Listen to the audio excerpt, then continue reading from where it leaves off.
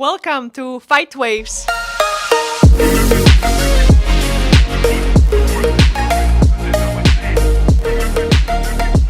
Audio Journeys by Kung Fu Academic.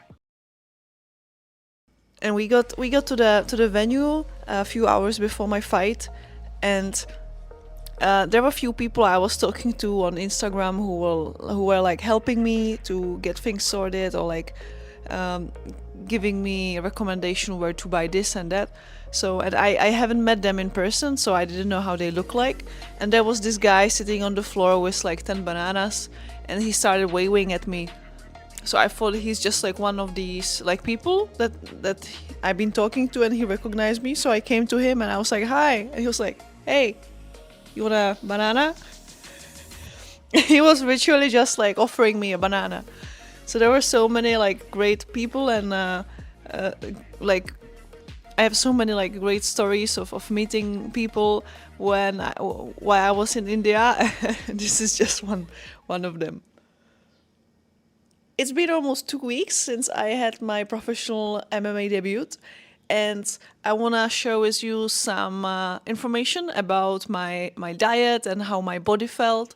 And in other episodes, I will talk about more about my mind and like the mental preparation, because I hope it can maybe help someone who is going the same path like me, or perhaps you are interested in fighting or martial arts, but you don't really know how things are looking behind the curtain. So yeah, I'm taking you to the backstage.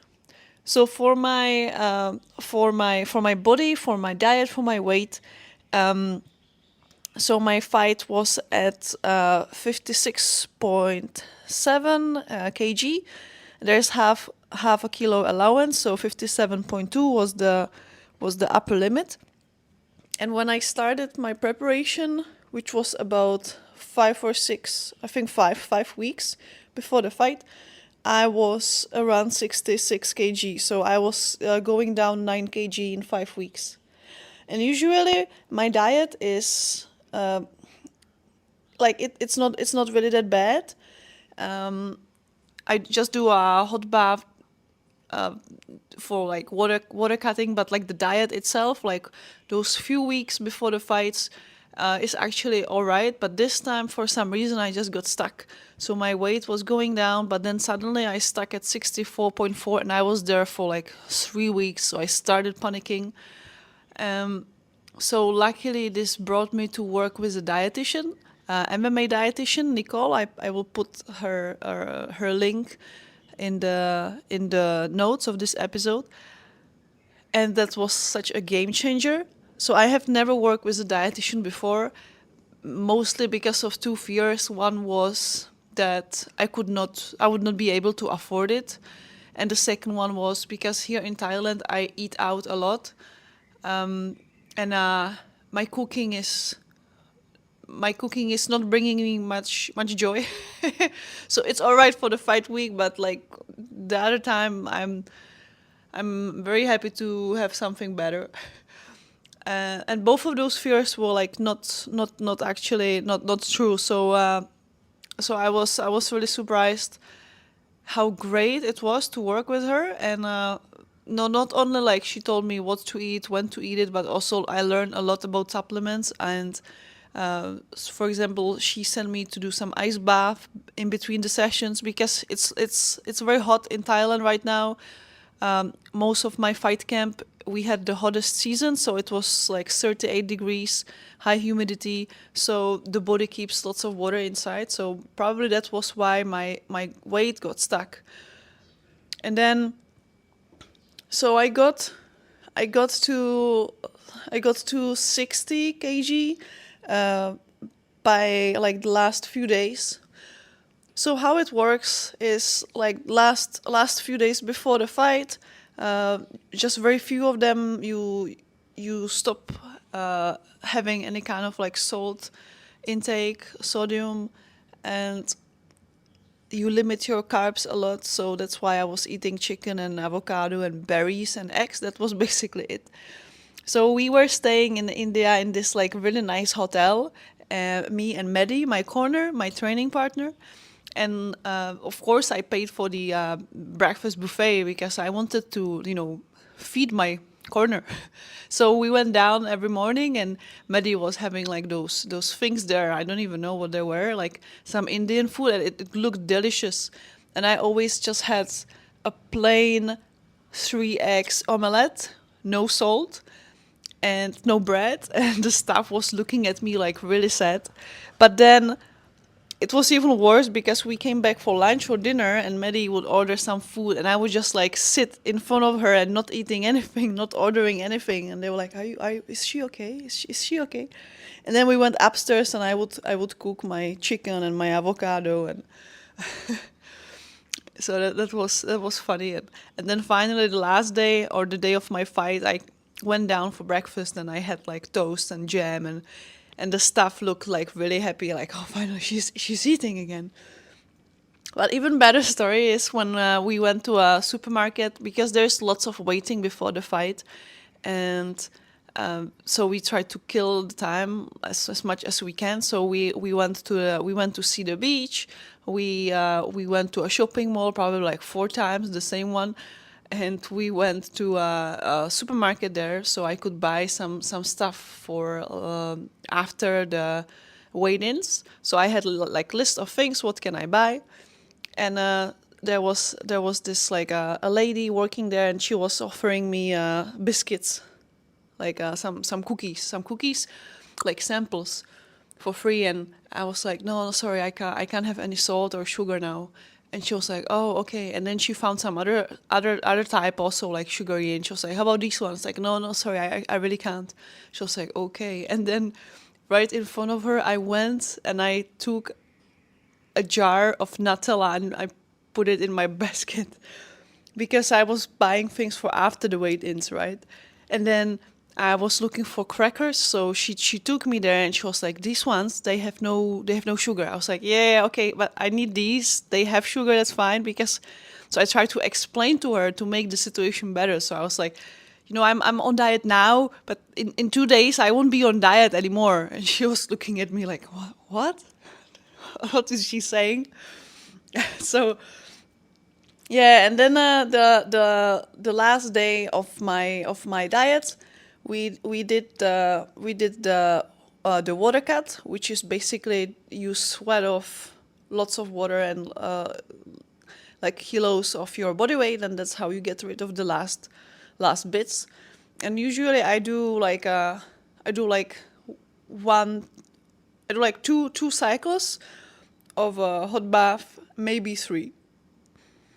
And this time I had a portable sauna with me, which was such a game changer because it was so much doable than the hot bath. So for me, sauna, like normal sauna, is the worst because I'm just not able to stay there for like 10, 15 minutes and breathe. Hot bath is basically, it brings your body to this kind of like, when you were a kid and you had a fever and you were in the bed, but the fever was like high and you thought you need to keep moving, and there was like pain in your body kind of everywhere, and you were this like kind of delirium state. So that's how it feels when you are in the hot bath. You feel like you need to get out, but you can't. You have to like stay there. And so this portable sauna is like this tent with a chair inside, and you sit in there, and your head is outside, so you don't breathe the hot air, which is amazing. That's really like such a game changer. And so we did 2 cycles. So I did 15 minutes in the sauna, and then I put on a sauna suit, and I wrapped myself, or Maddie wrapped me in towels and put like a like heavy blanket on me, and just made me like really warm. So then I was just like lying there and sweating for another, I don't know, 20 minutes perhaps.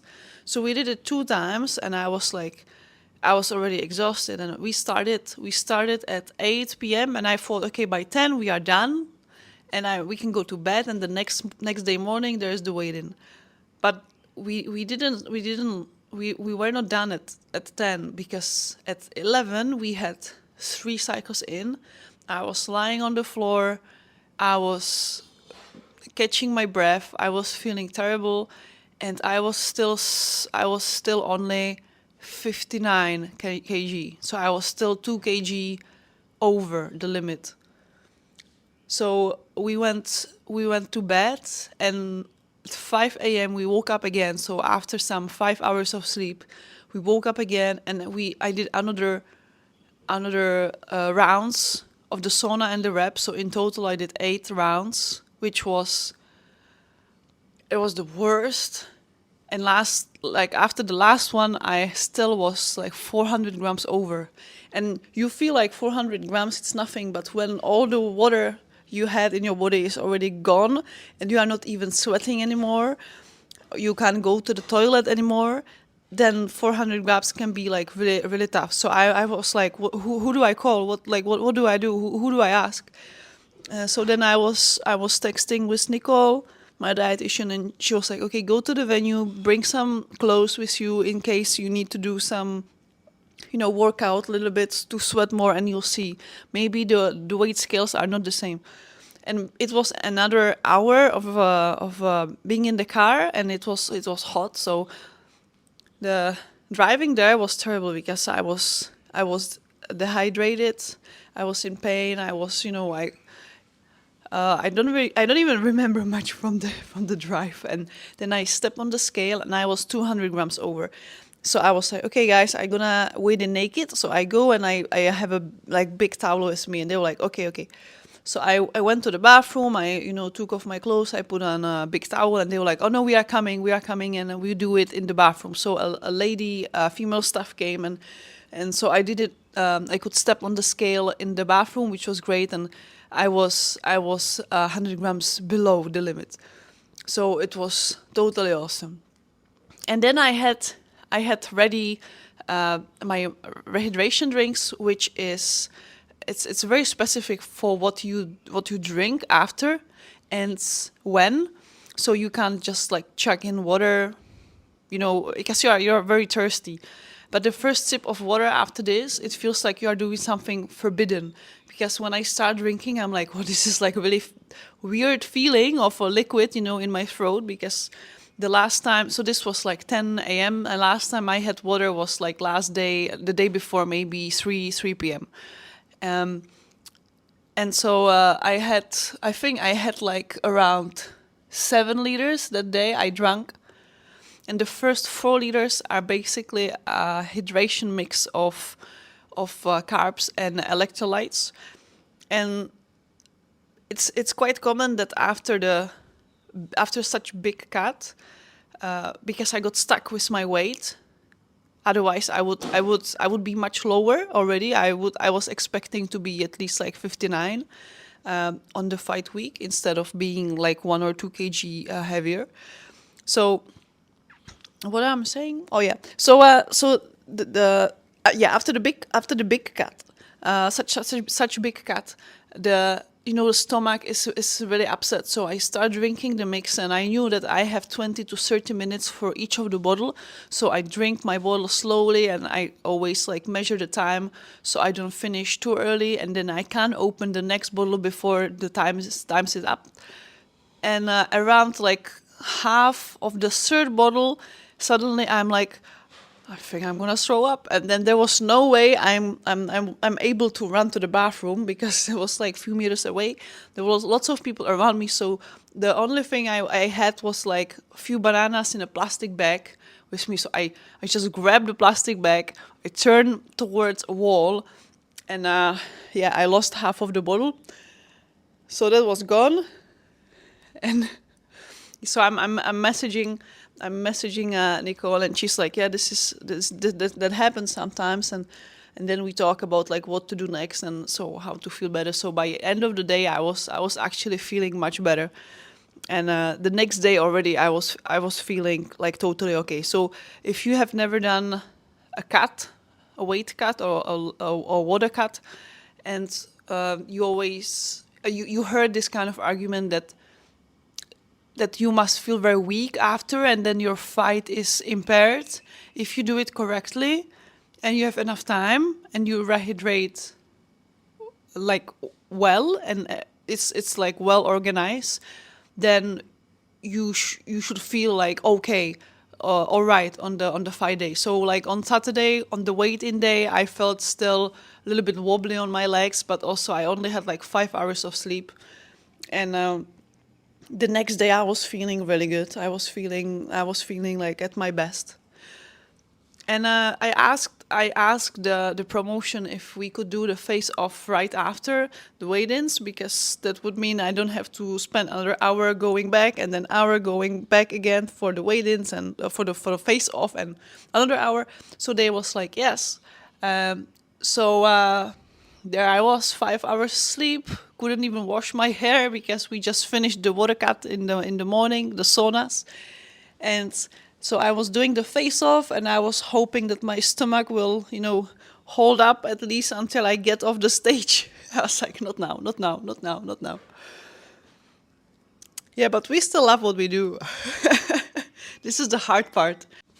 And then when the fight started, and the first time ever I could walk in without any shin guards, and I had the small gloves, and I knew this is my pro debut and that I made it to this level, and this is just a beginning of new chapter. The feeling was just absolutely amazing, and I laughed.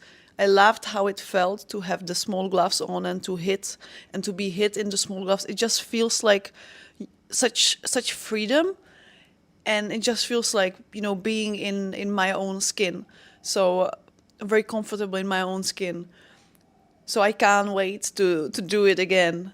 And it's like you kind of forget all the bad parts and the hard parts. So I'm like, oh yeah, I can do the water cut again, sure. But if you would ask me the day after, I would be like, no, I definitely don't want to see any avocado for like the next two months. That's it for this episode. Thank you for listening, and make sure to follow me on social media, on YouTube, Instagram, and Facebook, or check out my website kungfuacademic.com, where you can find my blog, this podcast, some more information, and also my online Kung Fu coaching. Bye!